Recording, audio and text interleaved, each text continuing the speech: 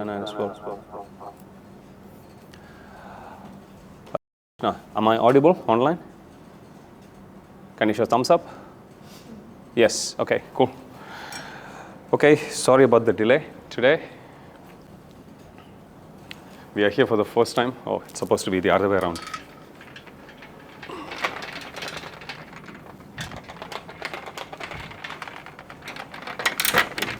I was wondering where's the holder to put the pens.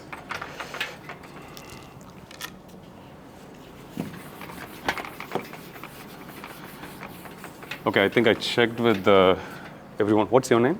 Umakant. Umakant from Homebush. Yeah. I'm Ghanashyam. I was the one talking to you. Okay, so does 6 p.m. work for everyone?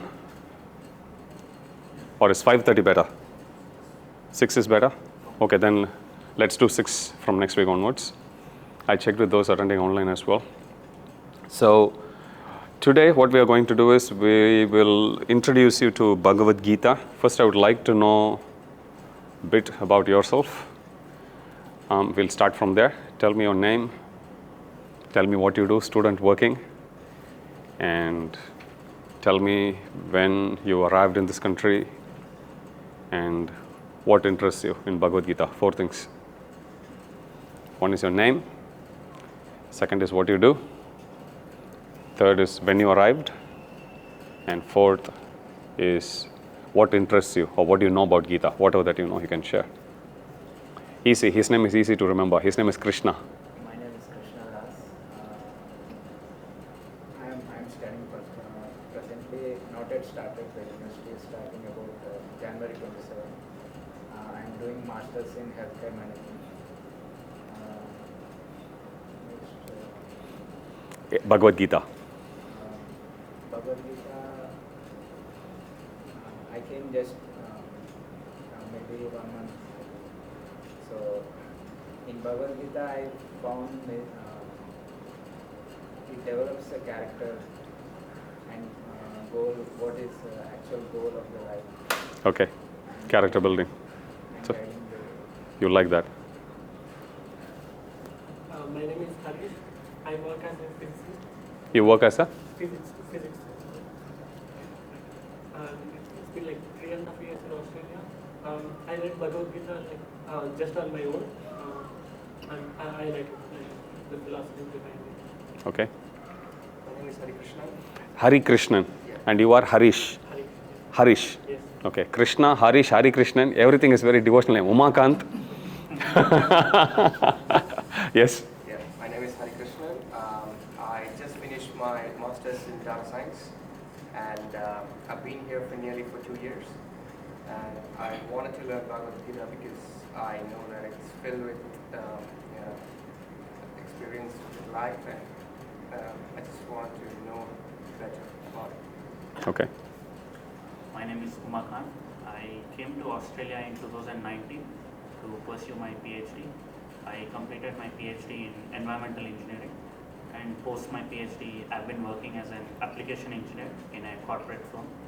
And I think I'm in the journey of self-exploration, so I thought that Bhagavad Gita would be a good Starting point. starting point. All your search ends here. Don't worry. Sir. I am Salon.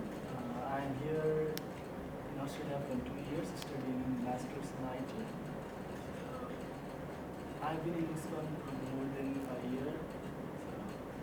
From what I read in Bhagavad Gita, I like we can know who we are and what's our purpose in our life. So all the instructions given there. That's what likes. Okay. Yes. Krishna, it's me Zil. You have to be louder, little louder. Krishna, it's me Zil. I came Australia like 2 years, almost 2 years, and I'm doing childcare right now. And What interests you in Bhagavad Gita?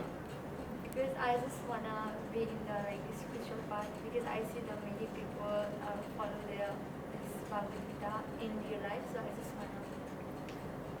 Okay, good. And those online,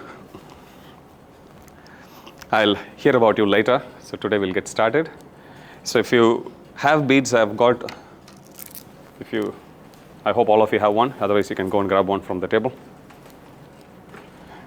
So, the purpose of beads, in simple terms, is simply to count. You can use a clicker also, but beads is more authentic way of counting. You might have seen in some movies, television serials, cartoon series. Whenever you think about a sage, they should have this. Okay, chanting. So the way how to use this one is, this is made of tulsi. Tulsi is a holy plant. So the way to use these beads is, you place them in your middle finger, and then you use your thumb. Place your thumb on top of that. Salan, you can bring the card, Hare Krishna Mahamantra card. And then you use this to count. So on each of the beads, we chant one Hare Krishna Mahamantra. So he'll give you the card that has the mantra if you don't know. So that's the mantra. This mantra has come from an ancient scripture called Upanishad, to be more precise, Kali Santarana Upanishad. An Upanishad which is written specifically for Kali Yuga, the age that we are in. And the purpose of chanting any mantra is to control the mind. If you think about it, right, the word mantra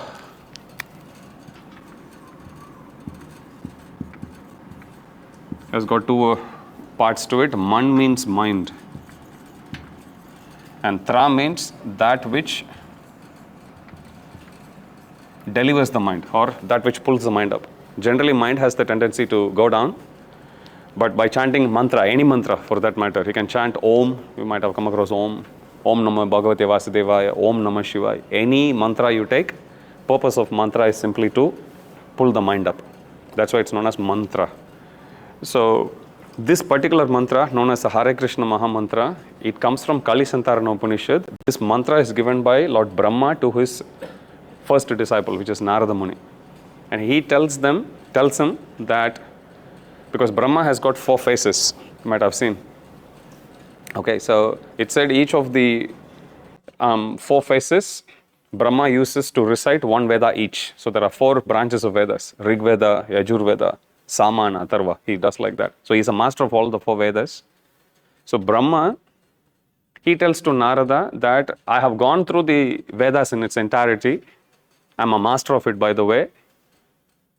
However, I haven't come across any mantra which is as powerful as this mantra that can deliver one in Kali Yuga. Okay, so the whole verse goes like this: Hare Krishna, Krishna Krishna, Hare Hare, Hare Rama, Rama Rama, Hare Hare. Iti Shotashaka Namnam Kali Kalmashu Nashanam Nata Parataropaya Sarva Vedeshu Drishyate, which means Sarva Vedeshu Drishyate. I have gone through, scanned the entire Vedas. Iti Shodashaka Namnam. Compared to this 32 syllable mantra, there is no other mantra which is as powerful as this. Okay, so chanting this mantra is very simple. You can sit and chant, walk and chant, lie down and chant. You don't need to even brush your teeth. There is no rule regulation for this. As they say, rule number 1, there is no rule for this mantra. So we'll chant for some time and then we'll get started with Bhagavad Gita. Okay. So you hold the beads in the middle finger and use the thumb, and on every bead, so you hold it like that, and then you chant that mantra fully. Can you repeat after me? Hare Krishna, Krishna Krishna, Hare Hare, Hare Rama, Rama Rama, Hare Hare. This is one mantra. So, yeah, I also did the same mistake when I started 18 years ago. Hare Krishna, Krishna. They say like, no, go back. So it's in every bead, you chant the full mantra. Okay, all the 8 lines that is there in the mantra card. Okay, so then you go to the next bead. So you always pull it. So you go to the next one. Again, you chant the same thing. Okay, let's chant together now. Hare Krishna, Krishna Krishna, Hare Hare, Hare Rama, Rama Rama, Hare Hare. Go to the next one. Hare Krishna, Krishna Krishna, Hare Hare, Hare Rama, Rama Rama, Hare Hare. Next one. Hare Krishna, Krishna Krishna, Hare Hare, Hare Rama, Rama Rama, Hare Hare. Hare Krishna, Krishna Krishna, Hare Hare, Hare Rama, Rama Rama, Hare Hare. Hare Krishna, Krishna Krishna, Hare Hare. Hare Rama, Rama Rama, Hare Hare. Hare Krishna, Krishna Krishna, Hare Hare. Hare Rama, Rama Rama, Hare Hare. We can chant a little faster now, okay? Hare Krishna, Krishna Krishna, Hare Hare. Hare Rama, Rama Rama, Hare Hare. Hare Krishna, Krishna Krishna, Hare Hare. Hare Rama, Rama Rama, Hare Hare. Hare Krishna, Krishna Krishna, Hare Hare. Hare Rama, Rama Rama, Hare Hare. Hare Krishna, Krishna Krishna, Hare Hare. Hare Rama, Rama Rama, Hare Hare. Hare Krishna, Krishna Krishna, Hare Hare. Hare Rama, Rama Rama, Hare Hare. Hare Krishna, Krishna Krishna, Hare Hare. Hare Rama, Rama Rama, Hare Hare. Hare Krishna, Krishna Krishna, Hare Hare. Hare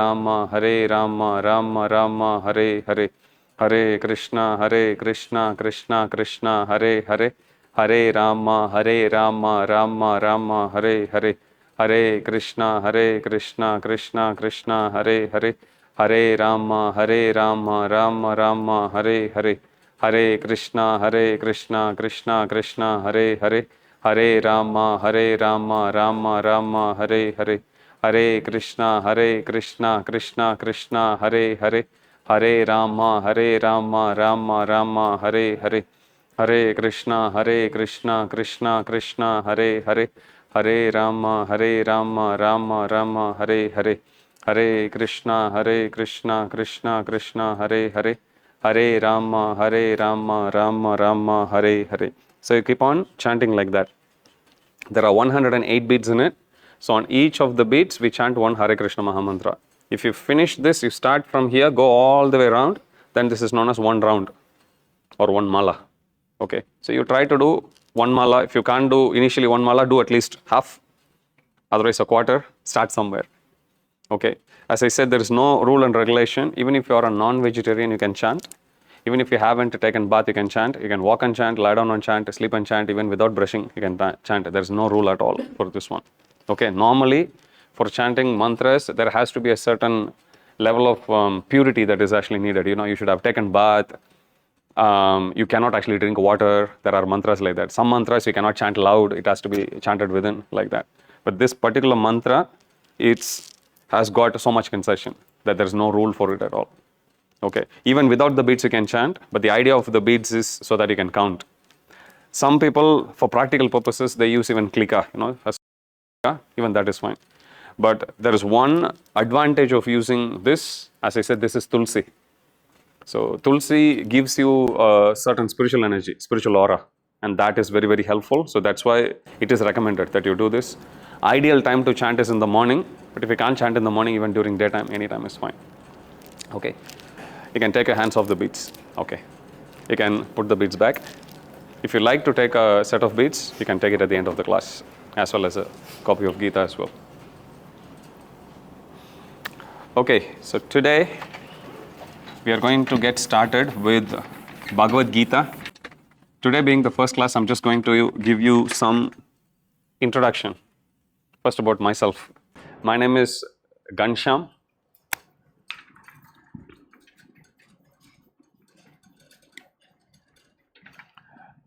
Govinda Das. So this is the name my spiritual master has given me. I come from India, South India, Tamil Nadu. I came to Australia in 2003 as a student. I did my masters, worked, then I joined the temple, continued to work, and now also I work outside as a CRM developer. So this is my background. I give classes on Bhagavad Gita and Bhagavata Purana. Yours is the 8th youth group we have started this year. So we are having youth classes almost, I think, 4 days in a week. Some happens online, some happens mixed, and some only face-to-face. like that.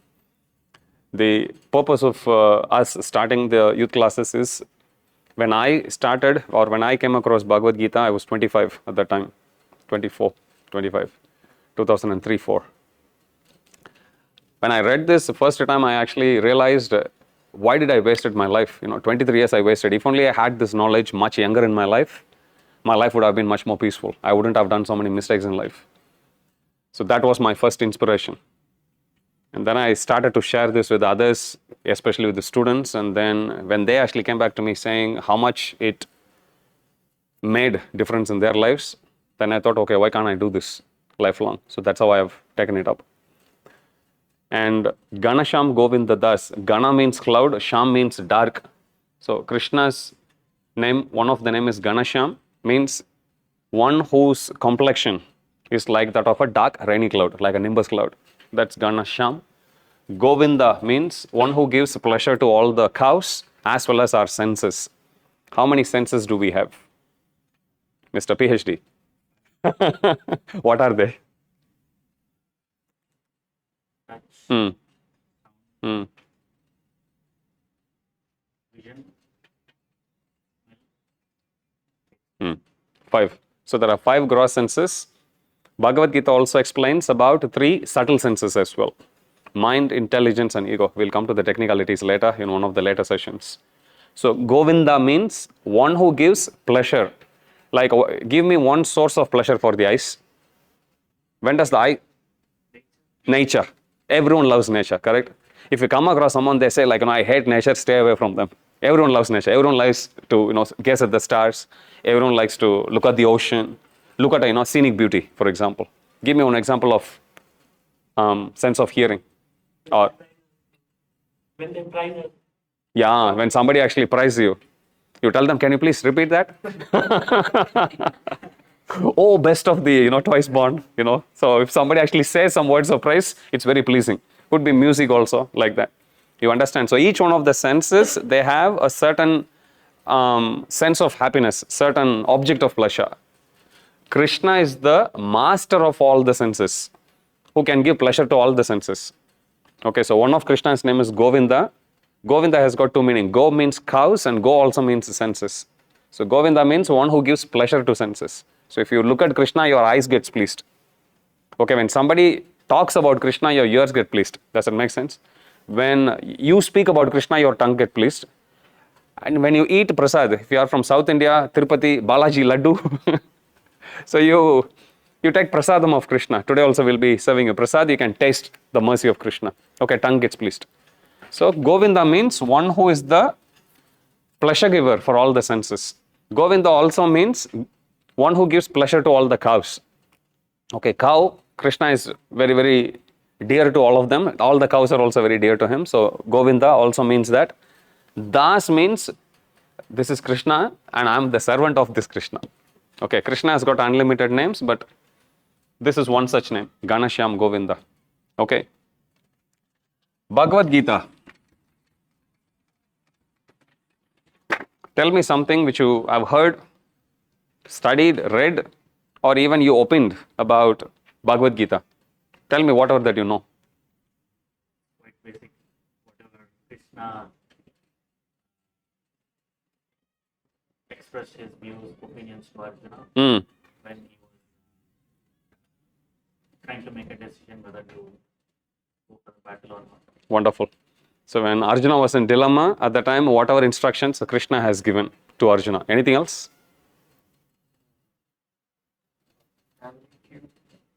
Family feud.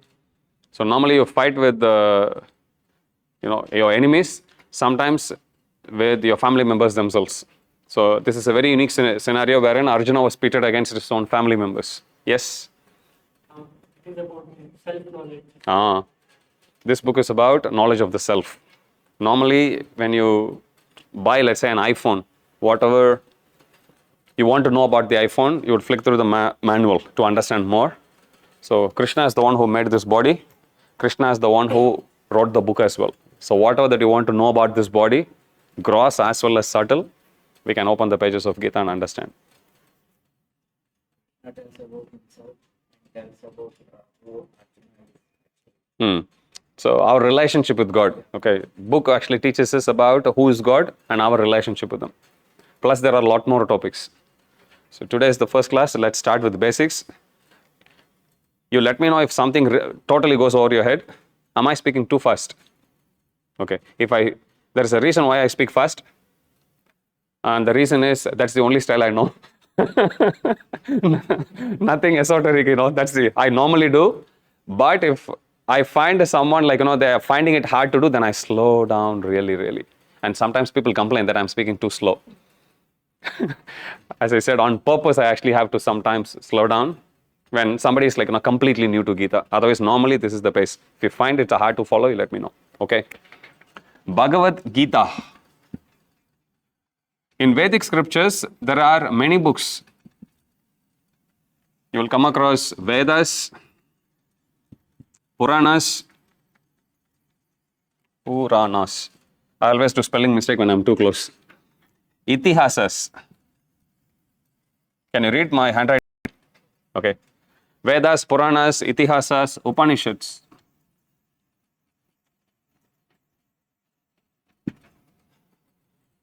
So, Vedas, we know there are 4 types of Vedas. Anyone knows the name of them? Rig Veda, yes. Samaveda, Yajurveda, Atharva Veda. So, 4 Vedas. Puranas, can you give me some example? Krishna. Srimad Bhagavatam or Bhagavata Purana. Come on, you might have seen all television serial. Anything more? Mahabharata is not a Purana. Ramayana is also not a Purana. Shiva Puran, Vishnu Puran, you will come across Padma Puran, you will come across many Puran, Kurma Puran, so on and so forth. Okay, so they are Puranas. Itihasas, somebody said too. Who said? Rama and Mahabharata, they are Itihasa. The difference between Purana and Itihasa is Puranas are thematic, which means Puranas are not written in linear fashion. Sometimes you have seen movies, it just goes flashback and then comes back again goes flashback, again come back. Sometimes you get confused. There's flashback inside flashback. You get confused, right? Puranas are like that. Puranas are not written in a linear time scale. On the other hand, Itihasas follows strictly timeline. So it will always be Itihasa, first page you read, you keep following until last page, it will go in a linear fashion only. And there is only 2 Itihasas, one is Ramayana and the second is Mahabharata. Okay, so that's the difference between Puranas and Itihasas. And then you have Upanishads. Upanishads are 108 in number. Okay, Aitareya Upanishad, Gopalatapani Upanishad, Isha Upanishad, so on and so forth. All of these books, if you see, they are written about God only, for us to understand about our relationship, one of you mentioned, for us to understand who we are, what we do with our lives, so on and so forth. This is the purpose why these books were written. This book is also written. But there's one unique difference between all these 4 and this, and that is all of these books were written about God. This is the only one that is written by God, about God. Everything else is by His devotees, but they are written about God. Once I was asked this question about Vedas. Didn't Krishna write Vedas? No. Vedas, the birth of Vedas, it's given, it just came from the breath of the Lord. He didn't sit and write. Whereas here, as you rightly said, Krishna himself spoke the words. Whatever Krishna spoke, the transcript of that is what we read as Bhagavad Gita. So, Bhagavad Gita. Bhagavad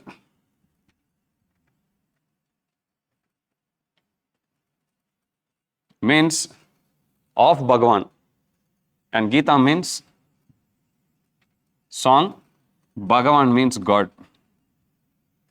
Literally, it means song of God. It is said in spiritual world, every word that you speak, it's like a song. Sanskrit is a very beautiful language.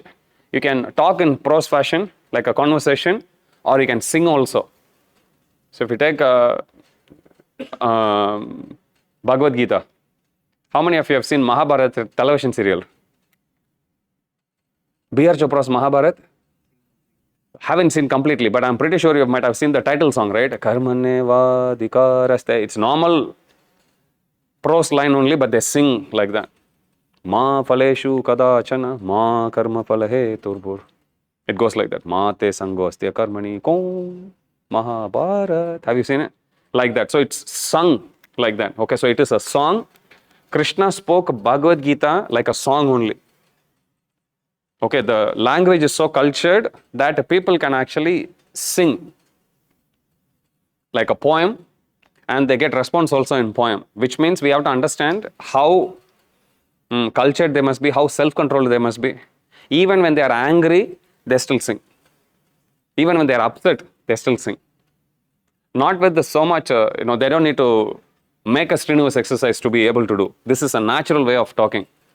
Okay, Bhagavad Gita has about how many verses? Take a guess. How many verses do Bhagavad Gita have? Wild guess. You don't need to be scared to make mistakes. 700 verses. Krishna spoke about 500, 550. That's the verses he spoke. Now, Bhagavad Gita, Krishna actually spoke to who? To Arjuna. Why? Because Arjuna was confused. But how is it relevant to us? That question comes. We'll come to that shortly. How long do you think it would have taken for this Bhagavad Gita to be spoken? Just to give you a background, we all know that there are two parties, Kauravas and Pandavas. They were about to be engaged in a war on the battlefield of Kurukshetra. And when the war was about to start, at that time, Arjuna got confused. Oh, why should I engage in this ghastly warfare? Something that's going to kill people unnecessarily. I don't want unnecessary bloodshed. So let me just call off this war. So when he said that, Krishna says no, and then Krishna gives him knowledge. And that's how the whole Bhagavad Gita was spoken. And at the end of Bhagavad Gita, Arjuna was very clear. Yes, I'm going to fight. And he fought and won the war. So Krishna spoke, as I said, totally altogether, there are 4 personalities who spoke Bhagavad Gita. These 700. I said Krishna spoke about 550. Who spoke the remaining ones? Arjuna spoke, Sanjaya spoke, and Dhritarashtra also spoke. A very first verse. That's the only verse Dhritarashtra spoke. Opening ceremony he did. Okay, Dharma Kshetre, Kurukshetre, Samaveda, Yutsavaha, very first verse. And then Krishna spoke, Arjuna spoke, Sanjaya also speaks. So 4 personalities. If one verse, I will recite one verse, you multiply that by 700, and then you tell me how long it would have taken for Bhagavad Gita to be spoken in its entirety. Okay, Dharma Kshetre, Kurukshetre, Samaveda, Yutsavaha, Mamaka Pandavaschaiva, Kimma Kurvata, Sanjaya. This is one verse. Like this is 700 times. How long do you think it would have taken? 5 hours, okay? Okay. Same as above. 10 hours. So, for Gita Jayanti, which happened on Thursday was the birthday of Bhagavad Gita. So, we recited the entire Bhagavad Gita. Even for us, none of us know Sanskrit. I don't even know Hindi. But you keep on reading it. I've been reading it for 18 years, so you know pretty much most of it by heart. So in our temple, we had different groups of devotees. They come. Each one was actually reciting 1 chapter each, continuously. It took them about 2.5 hours. I'm talking in 2024, on last Thursday. Recited by people who don't know anything about Sanskrit. They just opened the book, went through one verse after the other, and they kept on reciting. Now here we are talking about people whose mother tongue is Sanskrit, point number 1. And point number 2, the person who spoke was Supreme Lord himself. And the other person was Arjuna. Okay, now take a second guess. Krishna, you keep quiet. Yes.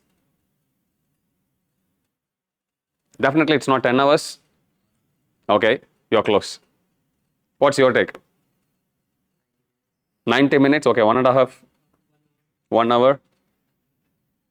They had this question. So what the devotees did, this happened in late 80s. ISKCON's headquarters is in Mayapur. So there they run Gurukula. So they had Gurukula students and they study Sanskrit. So they know they can converse in Sanskrit. Normally they say it takes 12 years to master Sanskrit, to be able to understand and to start to talk colloquially. It takes about like 12 years. And they are Sanskrit Pandits, so they made them. So they separated the verse, what Krishna spoke, what Arjuna spoke and everything. So they had students speak. They could finish in 45 minutes. And mind you, it's not even their mother tongue. In fact, most of them, they are from Western background. Even they could recite within 45 minutes. Normally this question comes, two big parties are about to wage war. And then these two personalities are talking. Didn't the armies feel restless and they start to fight each other? No, it's not like that. Before a cricket match, World Cup, suddenly one celebrity comes and then the PM goes around waving and then people come forward to actually do the toss and then they go, then somebody bring the World Cup, they then show it around, half an hour goes, correct? We patiently wait, don't we? Same. So 45 minutes in modern times means in those days they would have easily spoken it 30 to 40 minutes max. Okay, so that's how long it actually took. Bhagavad Gita means the song of God, as I said. Bhagavat comes from Bhagavan. Bhagavan is God. Now, why understanding this is important? God is a person. God is, normally if you ask this question to people, who do you think God is? People will say God is as a energy, they may say. Some people, they say God is a very powerful force. But you can be more precise. As I said, Sanskrit says everything very, very precisely, to the point. Bhagavat comes from Bhagavan. This word root, van, whenever it comes, it means you are talking about a person. I'll give you a few words and I'll call your names. And you tell me, what do they mean?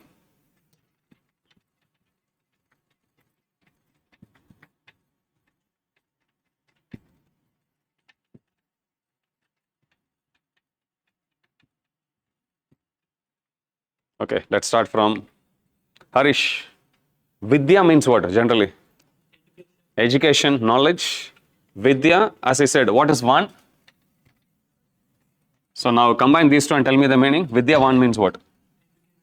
Educated person. Okay, Vidya means knowledge. Van means one who has that knowledge. Easy. Okay. Dana, riches. Dhanavan means rich person, one who has riches. Easy. Satya means truth. Satyavan means truthful person, one who has truth. Easy, right? Now let me add one more. Bhagavan. Bhaga means what? I'll give you a hint. Bhagya. Bhagya Lakshmi. Have you come across this word? What does it mean? Luck, yes. Wealth, fortune. That's Bhagya. So Bhaga is from there. So what do you think Bhagavan means? Wealthy person, one who has that fortune. Now what fortune is that? We'll come to that shortly. But Bhagavan means somebody who has a very special type of fortune. That's what it means. But in all of this, make no mistake, if somebody who is educated, who has knowledge, we call them Vidyavan. We have no doubt accepting that is a person. Why? Because the word itself says Vidyavan. Likewise, Dhanavan, we have no issues with accepting this person is actually having wealth. Likewise, Satyavan, we have no problem accepting. This is where confusion comes. Because nobody broke it down like this and taught us. I also didn't know until I read Prabhupada's books. Until I read Bhagavad Gita, Bhagavad Gita teaches us. Just like how each one is a person, similarly, Bhagavan, Van suffix means is a person. Bhaga means a special type of fortune. As you said, luck, wealth, special type of wealth. Understand? So the first lesson for today is God is a person. And the reason why understanding this is important is the moment you actually accept God as a person, then we can understand just like we have likes and dislikes, God also has got likes and dislikes. Just like we have our favorites, God also has got his favorites. Just like we have a plan, God also has got a plan. Understand? If people don't get this very first point clear, then they go into confusion very easily. Because then they think, they speculate. Many people, they speculate. We all come from similar backgrounds. We know in the name of religion, so many things people just speculate year after year after year. But it's important that we understand the scriptures and go through that. So Bhagavan means God who is a person. Understand? Now let's elaborate on what Bhaga means. Who wrote the Vedas? Any person comes to your mind? Starts with V. V? Vedavyas. So, he wrote the Vedas.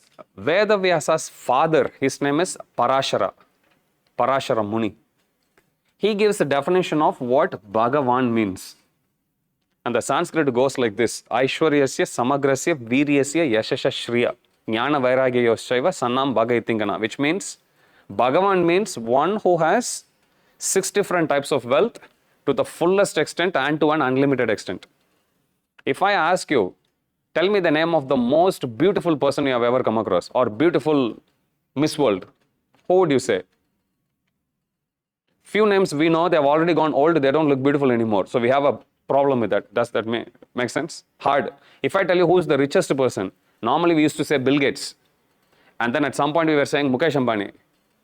And now Elon Musk has crossed $600 billion only, Australian. $400 billion. Crossed. Now we say, and we'll think, wow, nobody can be more rich than him. No, there is one person. Krishna. Who has always been wealthy. Okay, so one type of Bhaga means one who is the most richest person, undisputedly. You know what's the wealth of, how many of you have been to Balaji temple in South India? Heard about Balaji? You? How much is Balaji's riches worth? Take a guess. Definitely not in millions. Few years ago they did that. And they did a valuation. I read that approximately they are saying he has about 35 to 40 billion US dollars. That's more than Wipro, ONGC and one other company capitalization, market capitalization put together. The very name Sri Nivas, Nivas means home, Sri means Sri Devi. Sri Nivas means the abode of Sri Devi. That means he needs to have, she is the goddess of fortune, she gives the wealth to everyone and she resides in him, means he needs to be the richest person. Understand? So Krishna is the most richest person, past, present, future. Likewise, the most beautiful person, the most powerful person. For beauty, one of Krishna's name is Madan Mohan. Likewise, a powerful person. Krishna, even when he was barely a small 7-year-old boy, he lifted Govardhan Hill. Again, if you break the word root, it will be interesting. So here we are talking Van. Van means person, and these are the different qualities of the person. Dara means one who is holding. Murli is name of Krishna's flute. Have you come across this name? Murlidhar. Have you come across this name? Have you come across this name? Understand? Sanskrit is a beautiful language. Once you know the word root, you can easily understand it. Understand? Murli Dhara.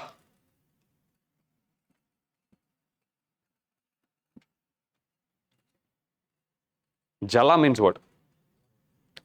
Dhara means one who is holding. Who holds the water? Cloud. So in Sanskrit, cloud is Jaladhar. Understand? When you break and you actually start to analyze Bhagavad Gita, oh, it will be very fascinating. Because just like how we are breaking this and understanding, Krishna will tell us about our mind, he will tell us about our body, he will tell us about our intelligence, he will tell us about our purpose, everything. And as you unravel the secrets of Bhagavad Gita, it will be too fascinating to put in words actually. Understand? We are just touching on just the surface just to understand. So, Jaladhar, Gadadhar, Murlidhar, Giridhar. Krishna lifted the hill and he held it on his pinky.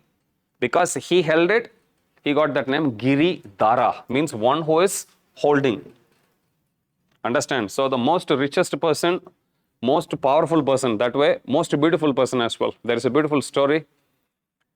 You know, have you come across Cupid? Or in our Vedic scriptures, we call him Manmadan, love god, basically. So he has an arrow, bow and arrow that's made of flowers. So if he wants to make a boy get attracted to a girl or a girl get attracted to a boy, all he has to do is just aim and then he'll shoot the flower arrow. As soon as the flower arrow comes and touches you, the person will actually fall flat to the member of the opposite sex. In this way, he has controlled everyone, not ordinary personalities, great personalities also. Indra, Chandra, Varuna, Vayu, everyone he has controlled. So keeping this in mind, he feels like, I'm the all-conquerable Supreme Lord here. He thinks like that. He goes to Lord Shiva, and Shiva sits in meditation. And then he releases the arrow at Lord Shiva. Guess what would have happened? Correct. And then continue, what would have? And then burns him to ashes. So that's how he dies once. And then again he gets born. Now he comes to know about Krishna and he says, who is this Krishna? I can actually conquer. So he comes, and when he goes to see Krishna, Krishna is seated in Vrindavan, closing his eyes. So this Manmadan, when he sees, he feels like, wow, who is this person? But then he gets a little jolted. He feels like, it's better I expand myself. So he expands himself into 10 million different Madans. Like, have you seen Matrix movie? One Neo gets like, so many. Like that, one Madan becomes 10 million, 1 crore it's given. He circles around Krishna. Each one of them has a bow and arrow in their hand. And the chief of all of them, he says, on my command, everyone release the arrow. So everyone take aim. Krishna, mind you, hasn't opened his eyes yet. The moment Krishna opens his eyes, the Madan, who is supposed to be the commander-in-chief, he looks at Krishna, about to release, and then he looks at his beauty, then he faints. Have you come across anything which is so beautiful that you faint? When you look at your exam results, you feel like, and you think you lost your money. What? We do. Have you come across anything which is so beautiful that looking at it you faint? Krishna faints, or rather Manmadan faints when he looks at the beauty of Krishna. So the first person faints, then the second Madan looks at him, why is he fainting? And then he also looks at eyes of Krishna, he faints. Likewise the next one. Like that, Krishna just opening his eyes, he conquers 1 crore Madans. That's how powerfully beautiful he is. Beauty, strength, wealth we saw, fame. Who won the 2011 Cricket World Cup? India. After that, I throw anything, you'll easily guess it. It's Australia, like that. Let me make it a little interesting. Who won the, I think, 2010 Soccer World Cup? 14. 6. 2002. 2006. Tongue. 1958. I lost it already. No. Like, say, we can guess only. And then if I go a bit more detail, who scored the winning goal? What's the score line? Hard. Okay. Now let me have you go through another exercise. What is Krishna's father's name? Vasudev. Okay. Mother's name? Okay. Yashoda, Devaki. Krishna has many fathers, many mothers also. Good. Who is the friend of Krishna? Arjuna, who fought on the battle. Who is the lover of Krishna? Radha. Where was Krishna born? Even currently it's a big issue also. Mathura, you come across like that. Understand? Like that I can keep on asking. You are not very educated about Krishna yet. Still, even by hearsay, you know so many things. Understand? Most famous person is Krishna. Knowledge, most knowledgeable person is Krishna. That you will come to know once you read Bhagavad Gita. Now on that point, let me ask you one of my frequently asked questions to others, which is, do you really think Bhagavad Gita is relevant now? Do you know when was Bhagavad Gita spoken? How many years ago? Bhagavad Gita was spoken 5,000 years ago. Krishna, keep quiet. Bhagavad Gita was spoken 5,000 years ago. Okay. Something which was spoken 5,000 years ago. Umakant, what do you think? Is it relevant now? Justify. Yes. You can correlate it to many of the things. Yes, give me one example. Hari Krishnan. Yes.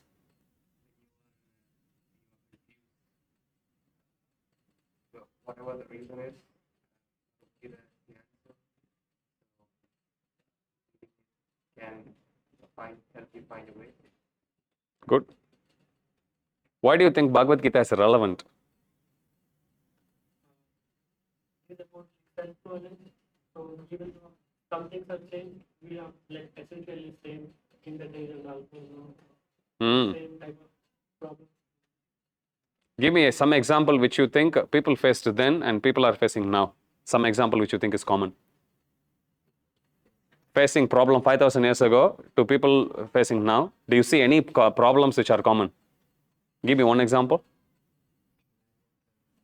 Okay, you are going for too spiritual. Tell me something which is very basic and simple.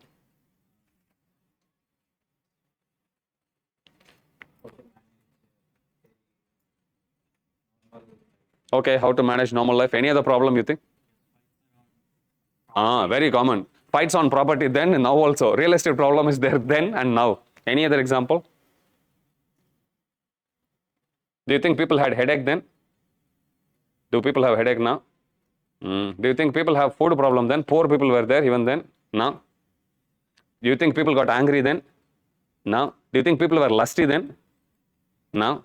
What has changed? Nothing. Understand? Nothing has changed. Arjuna got confused. Sometimes people think as if they are very elevated. Arjuna got confused. Krishna spoke. That's Bhagavad Gita. Fine. Do you get confused? Maybe. Only maybe. Okay, fine. So it is still relevant. Understand? So Krishna, he took that opportunity to answer Arjuna's questions, but Krishna doesn't answer only for Arjuna. Krishna went to the fundamental problems of everyone's life, and along the way of answering Arjuna's queries, Krishna addressed the root cause of all the problems. You bring any question, I'll pull out a verse from that book and I'll show you. Now the book won't tell you, Krishna saying, my dear Hari Krishnan, he won't be like that. But Krishna, for any problem you have, Krishna will give solution in that book. Universal principles he'll give. You take that principles, understand, and then focus on application. In this course of Bhagavad Gita for modern youth, initially for the first 6 classes, I'll be teaching you on the concepts only. Karma, yoga, general nature of the human body, Atma Tattva, so on and so forth. That's only for the first 5 or 6 classes. From that point onwards, we'll be focusing only on the application. Because application is more important, right? Otherwise, what use is, if you recite, memorize the Bhagavad Gita in its entirety, you are still welcome to do. We'll teach you how to do that also. But what's more important is, whatever principles you take, even if it is a few, you put that into practice. That's what we are going to be focusing on. Okay, and you can bring any question along the way. We'll actually teach you how to read Gita, how to go to a particular verse, and how to generally approach Gita, even as a matter of self-study, how you can do. That's what we'll be focusing on. Any questions so far?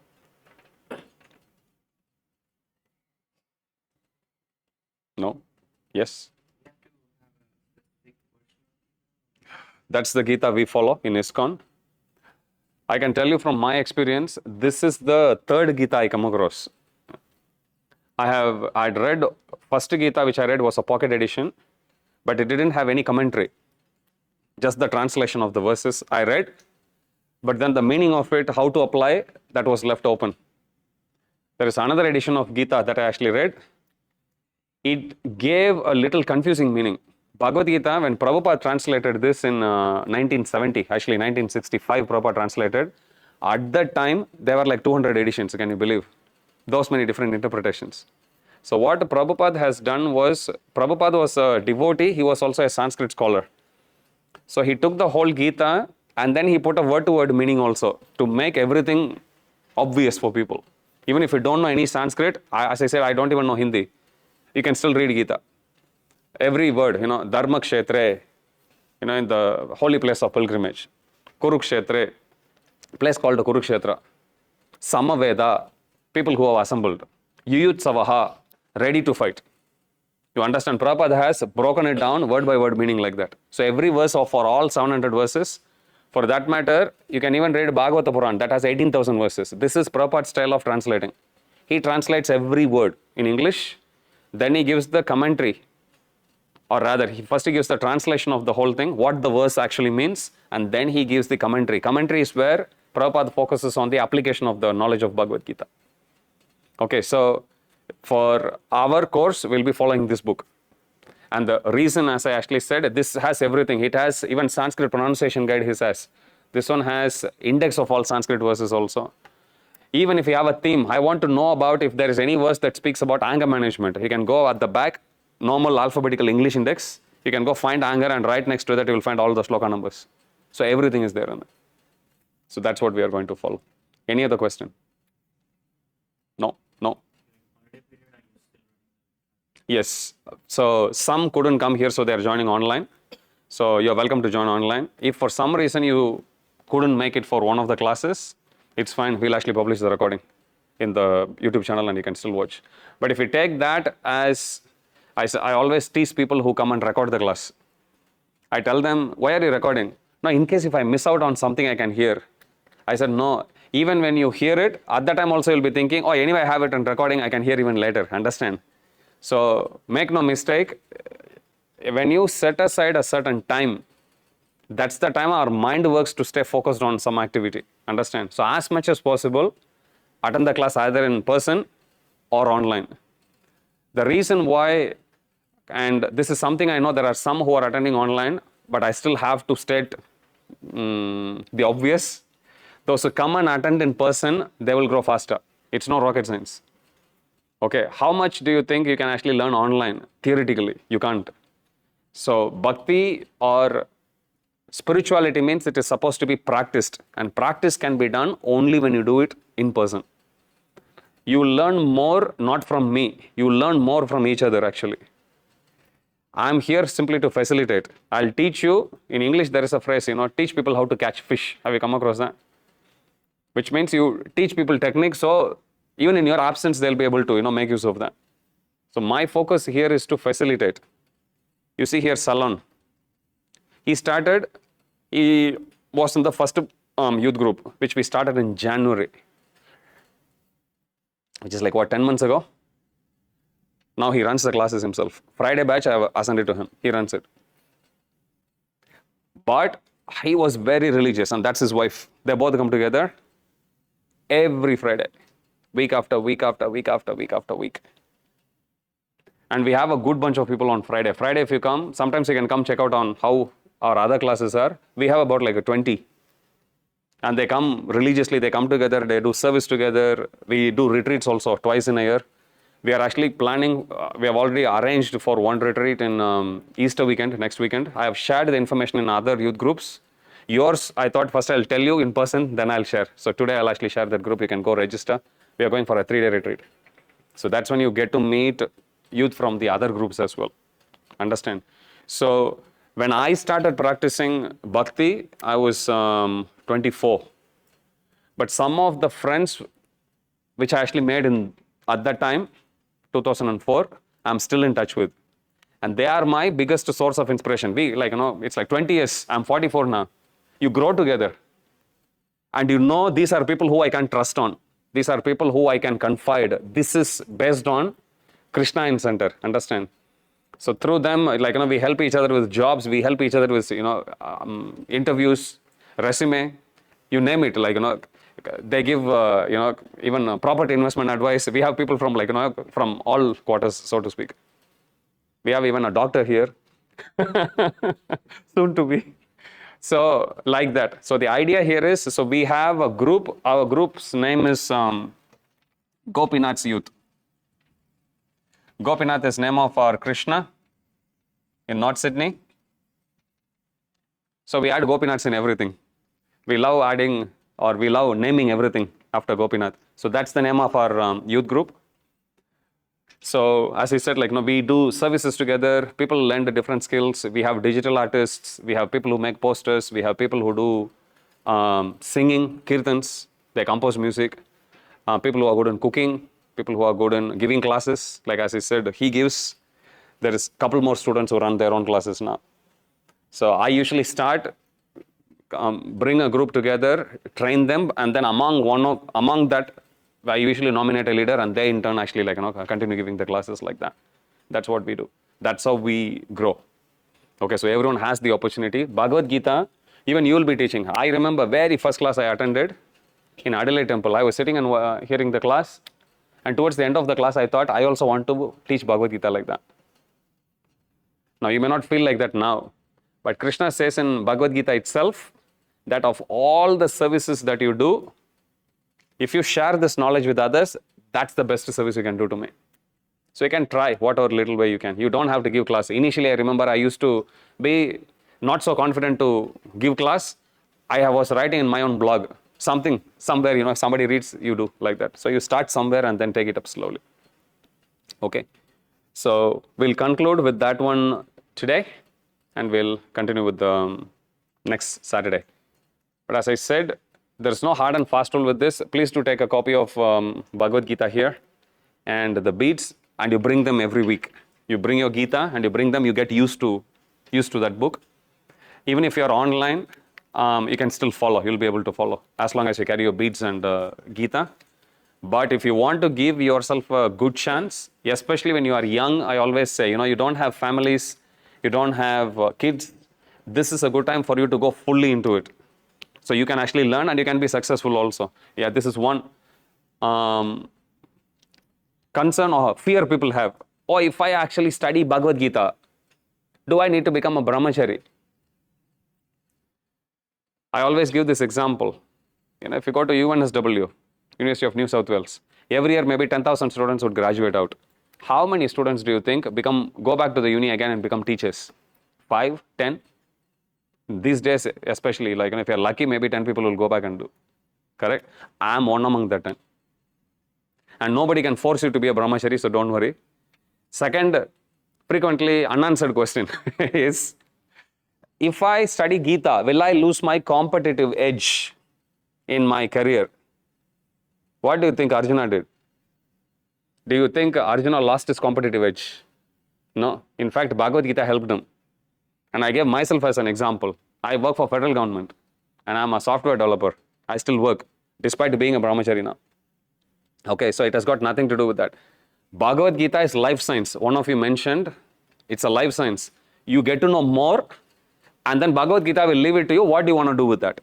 Understand, if you are confused, you can only do so much. But when you are actually clear, you are positive, then you can do so much more. So Bhagavad Gita will put you in the best shape possible, and then with that, you can actually then go and perform. And you will change in the way how you deal with the lives, deal with your finances, deal with your family, deal with generally everyone. Understand? People usually ask, so how did you become a monk? How did you even take up Krishna Bhakti? Nothing esoteric. I went into depression, Nothing major. I come from a joint family. Okay, in my home, on an average, you always have about 20 people. So I came from there to Australia in Adelaide. In Adelaide, it's usually a very quiet place, but in 2003, in the place where I lived, if we look at an Indian, we used to say, hey, look, Indian, like that. That's how sparse it was. So from a joint family of about 20, 22 people to that place, then I became Tanhai, you become very depressed.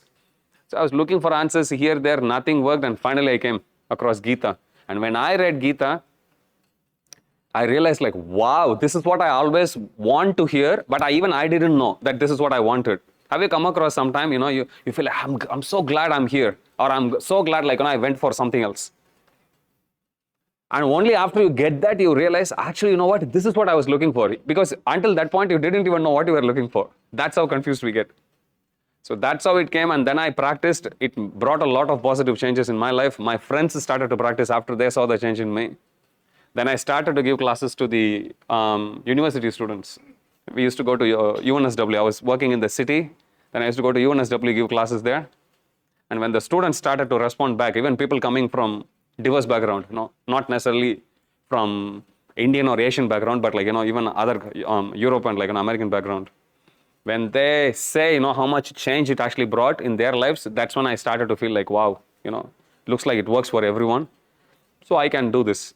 Knowledge sharing with even others. So that's what I've been doing for the last 18 years now.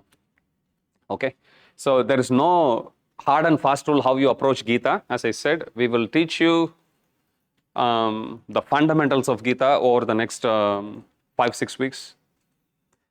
And then we go more deep. After that, we'll take one verse each in every class, and then we focus on reading application of that and everything. That's what we are going to do. And the classes won't be, or the sessions won't be just a classroom session. It's not like I'll be talking all the time, and you'll be just answering the questions whenever I ask. It won't be like that. Okay, so it's a discussion among equals. But if I ask you, okay, start talking, each one of you will actually speak from your own perspective. First, my job as a teacher is to bring you to a common ground first, understand? So I'll equip you with the knowledge of Gita, bring you, teach you ABCs of Gita first. Then bring you to a certain level in 1.5 months like that. And then after that, I'm confident. I've been doing this for 18 years now, so I know after that, whatever you speak, I can close my eyes. All you will speak is only from Gita after that. Okay, then that's when it starts to get interesting. So in this journey we are together. There are some who wanted to join today, couldn't come, again holiday period. Some were asking, is holiday the best time? It's one of those things. You do your doomed, don't do your doomed. On one hand, people have a lot of free time. But on the other hand, this is the free time we have, we are not so much interested to join. I thought, okay, there's not a good or bad time. I can start anytime. And if somebody wanted to join later, okay, I can start another batch for them. What's my problem? So I thought, okay, better we start it soon. So we started it like that now. Okay, so we won't stop. We'll continue to have classes here. Now, this center, this is Krosner Center, run by the North Sydney Council. We have been coming here for many years, actually. Many years means, I remember attending class in this hall in 2007. Different rooms. So this time they have given us here. We actually asked for a small room, but they just allocate. They know us. So every week it may be a different room. In the message that I post in the WhatsApp group, I'll actually say what room it is. It's not like it'll change every week. Most of the times it'll be one room, but sometimes it may be others. There's quite a lot of rooms. I think about 8-10 rooms in this building. Okay, it'll change, but the location is always here. Okay, thank you very much. While you were listening to me, prasadam arrived. So you're welcome to take prasad, and if you have any questions, I'll be free to answer. Okay, thank you very much. Beads and books, you can go and take from there. You have a FPOS machine, Kamsari. Okay, otherwise you can pay next week if they don't have it, or if you want to pay by cash, you can. I think they have a card machine as well. Okay, thank you. Hare Krishna. Thank you very much. Let me speak to